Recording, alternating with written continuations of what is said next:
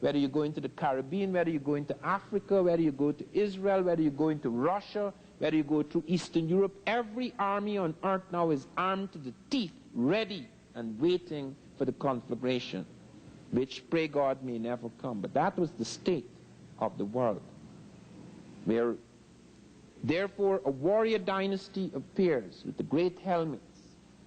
The warrior dynasty appears among the Olmec, carrying all of these elements.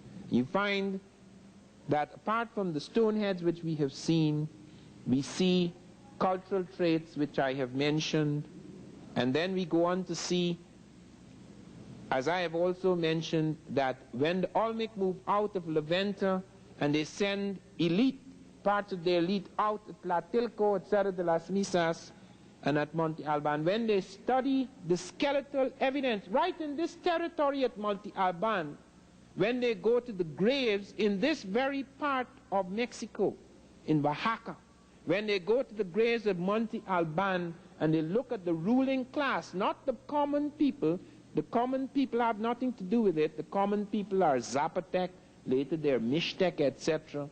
But the ruling class, when they go into the graveyards, 4.5% of the ruling class here at Monte Alban is African. As much as 13.5% at Tlatilco is African.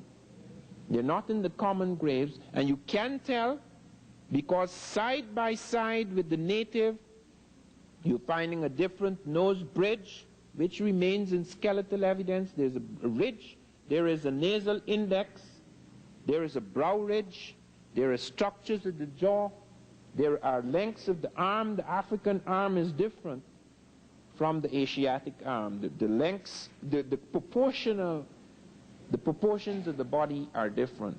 You find not only skulls, but extended skeletons for study at Tlatilco. And Wierzyński, making allowance for all the blending and mixing of things, still comes out with the conservative estimate of 13.5. We even have graves where you have an African male lying beside a Native American female, indicating that you're having mixings and meltings into different kind of population in some places. And when the Olmecs stretched out, when we went to Teotihuacan, that is the evening, that is quite late. Teotihuacan is around the birth of Christ. This is long after the morning of the Olmec. But there again you see the Olmec. You see the jaguar at Teotihuacan. And you see the jaguar undergoing a strange transition where the plume serpent is becoming the powerful thing in Mexico, which it was in Egypt. In America, the United States, the stars and stripes is our great emblem. In Egypt, it was the plume serpent.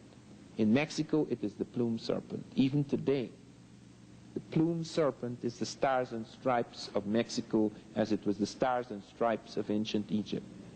Can all this be coincidence?